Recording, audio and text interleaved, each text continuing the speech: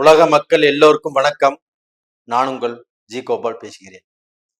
இன்னைக்கு நாம் பேசக்கூடிய தலைப்பு என்னன்னா, சுக்கிர பகவானுடைய பெயர்ச்சியும் பிளஸ் செவ்வாய் பகவானுடைய பெயர்ச்சியும்.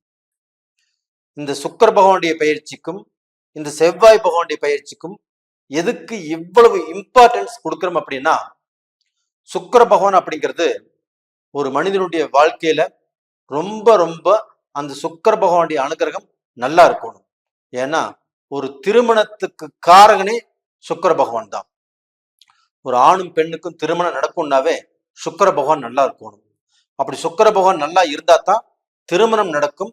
அந்த வாழ்க்கையில மகிழ்ச்சி சந்தோஷம் இருக்கும்.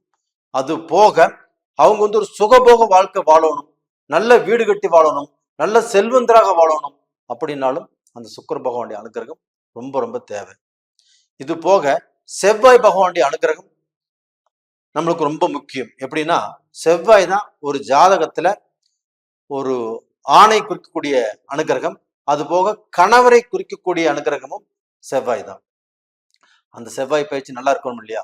அப்ப அந்த செவ்வாய் பயிற்சிங்கிறது இப்போ உடம்புல ஓடக்கூடிய ரத்தம், அந்த ரத்த சம்பந்தம், அண்ணன் தம்பிகள், ஆனா அண்ணன் தம்பிகளுடைய உறவை குறிப்பது இந்த செவ்வாய் பகவான் தான். அப்ப அந்த அண்ணன் தம்பிகள் உறவுங்கிறது நல்லா இருந்தா எவ்வளவு தூரம் வேணா நாம் போராடலாம்.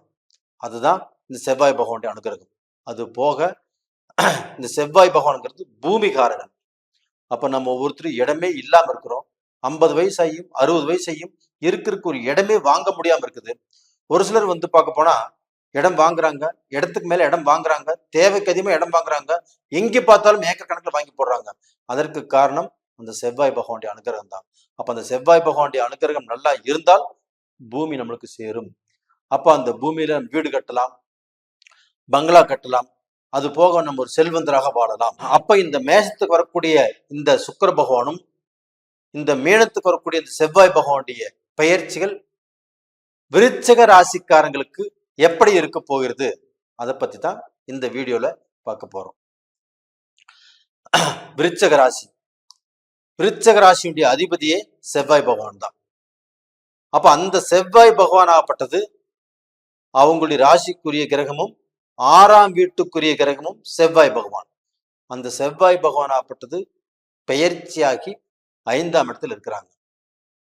அப்ப 6ஆம் இடத்துக்குரிய கிரகமாகப்பட்டது 5ஆம் இடத்தில் இருப்பது கண்டிப்பாக உங்களுக்கு பூர்வீக சொத்து, பூர்வீக பிரச்சனைகள், உங்களுக்கு பார்க்க போனா நீங்க ஏதாவது ஒரு இடத்துல இடம் வாங்கியிருந்தாலும் இதுல பார்க்க போனா ரொம்பவுமே நீங்க அந்த டாக்குமெண்ட்டை சரிபார்த்து நீங்க இடம் வாங்கணும்.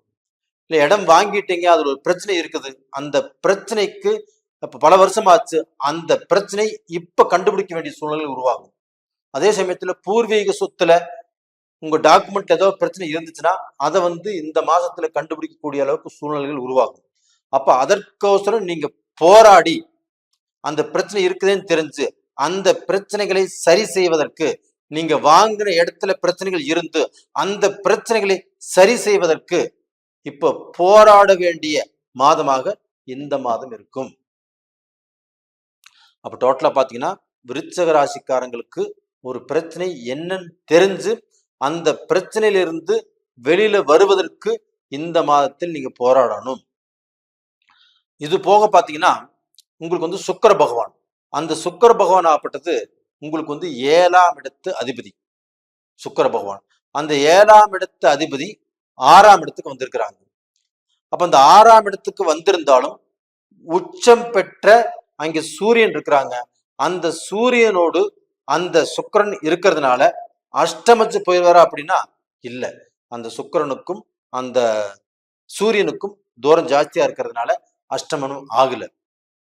அப்ப அந்த 7ஆம் இடத்துக்குரிய கிரகம் ஆகப்பட்டது சுக்கிர பகவான் ஆகப்பட்டது 6ஆம் இடத்துக்கு வர்றதுனால கண்டிப்பாக உங்களுக்கு திருமண வாழ்க்கையில் சில சிக்கல்களையும் சில பிரச்சனைகளையும் சில குழப்பங்களையும் உருவாவதற்குண்டான வாய்ப்புகள் இருக்குது. அப்போ ஒரு பொண்ணு பார்த்துருக்குறோம், மாப்பிள்ளை பார்த்துருக்குறோம், இதுல யாராவது ஒருத்தர் சிக்கலை உருவாக்குவாங்க, இல்ல பிரச்சனையை உருவாக்குவாங்க. அப்போ உங்களுக்கே ஒரு பிரச்சனைகள் உருவாகலாம். இல்ல மாப்பிள்ளையும் பொண்ணுக்கும் நீங்க பேசிட்டு இருக்கிறீங்க, உங்களுக்கு பிடிக்காம போகலாம். இந்த மாதிரி சூழ்நிலைகள் வருவதற்குண்டான வாய்ப்பு இருக்குது. அதனால நீங்கள் கொஞ்சம் கவனமாக இருப்பது நல்ல விஷயம். இந்த காலகட்டத்துல உங்களுக்கு குரு பகவான் ஆகப்பட்டது 6ஆம் இடத்திலிருந்து பெயர்ச்சியாகி மே மாசம் 1ஆம் தேதியே உங்க ராசிக்கு 7ஆம் இடத்துக்கு வந்துடுறாங்க. இது சூப்பரான டைம். விருச்சிக ராசிக்காரங்களே, உங்களுக்கு எவ்வளவு பெரிய கஷ்டத்தை அந்த செவ்வாய் கொடுத்தாலும், அந்த சுக்கிரன் உங்களுக்கு திருமண வாழ்க்கையில விளையாடினாலும், இந்த குரு பகவான் ஆகப்பட்டது உங்களுடைய ராசிக்கு 7ஆம் இடத்துக்கு வந்து 7ஆம் பார்வையாக உங்களுடைய ராசியவே பார்க்கறாங்க. இது எவ்வளவு பெரிய ஒரு அற்புதமான டைம் தெரியுங்களா? அதாவது உங்களுக்கு கெடுக்கிறதுக்கு 2 பேர் இருக்கிறாங்க. அதுல இருந்து தப்பிக்க வைப்பதற்கு முழு சுபகிரகமான இந்த குரு பகவான் ஒருத்தர் போதும். அந்த ஒருத்தர் தான் இப்போ உங்க ராசிக்கு 7ஆம் இடத்துக்கு பயிற்சியாகி அந்த 7ஆம் வீட்டுல இருந்து உங்க ராசியவே பார்க்கறாங்க. இது அருமையான டைம். விருச்சிக ராசிக்காரங்களே, இந்த நேர காலத்தை பயன்படுத்தி கொள்ளுங்கள். இந்த நேர காலத்தை பயன்படுத்தினால் உங்களுக்கு புது உறவுகள் கண்டிப்பாக கைகூடும்.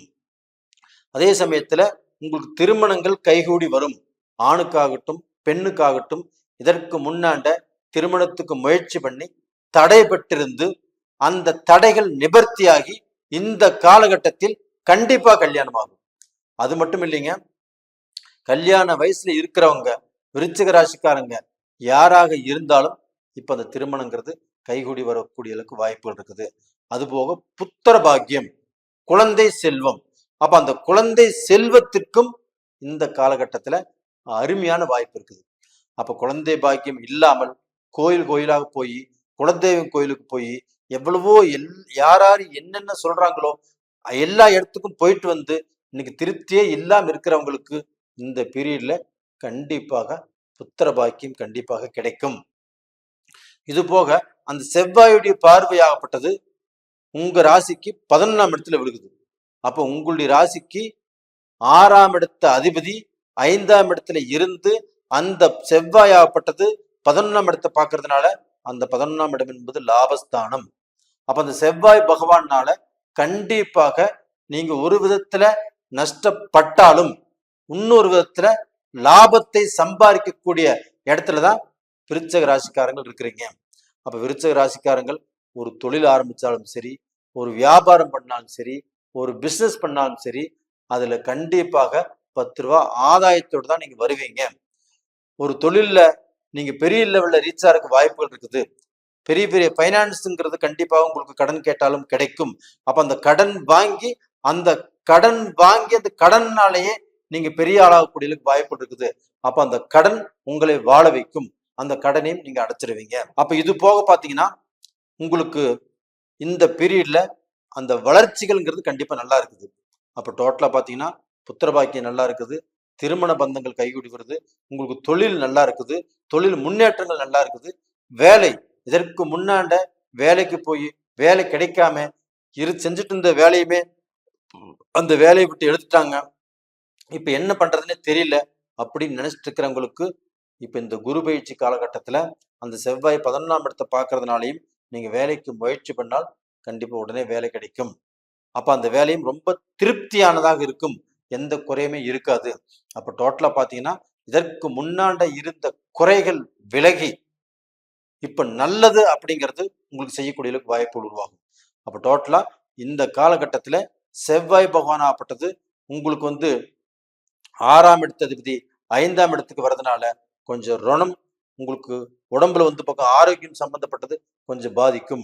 டோட்டலா பாத்தீங்கன்னா அந்த பாதிப்பு இப்ப வந்துருச்சு, ஹாஸ்பிட்டலுக்கு போறோம், நம்ம வைத்தியம் பார்க்குறோம், அந்த குரு உங்க ராசியை பார்க்கறதுனால அந்த பாதிப்புகளும் தீர்வதற்குண்டான வாய்ப்புகள் இருக்குது. அப்ப டோட்டலா இந்த காலகட்டத்துல நீங்க அந்த செவ்வாயும் சுக்கிரனும் எவ்வளவு பாதிச்சாலும் குருவுடைய அனுகிரகத்தினால அந்த குருவுடைய பார்வையினால நீங்க தப்பிக்கிறீங்க, நல்லா இருப்பீங்க. இந்த காலகட்டத்துல நீங்கள் வணங்க வேண்டிய தெய்வம் திருச்செந்தூர் முருகனை வணங்குங்க. அந்த திருச்செந்தூர் முருகனை வணங்கி வாங்க. உங்களுடைய கஷ்டங்கள் ஆகப்பட்டது மழை போல் இருந்தாலும் பனி போல் நீங்கும். நேயர்களே, இந்த பதிவு பிடிச்சிருக்குன்னு நினைக்கிறேன். பிடிச்சிருந்தா லைக் பண்ணுங்க, சப்ஸ்கிரைப் பண்ணுங்க, ஆல் அப்படிங்கிற பெல் பட்டனையும் பிரஸ் பண்ணிக்கோங்க. உங்க ஜென்ம ஜாதகத்துல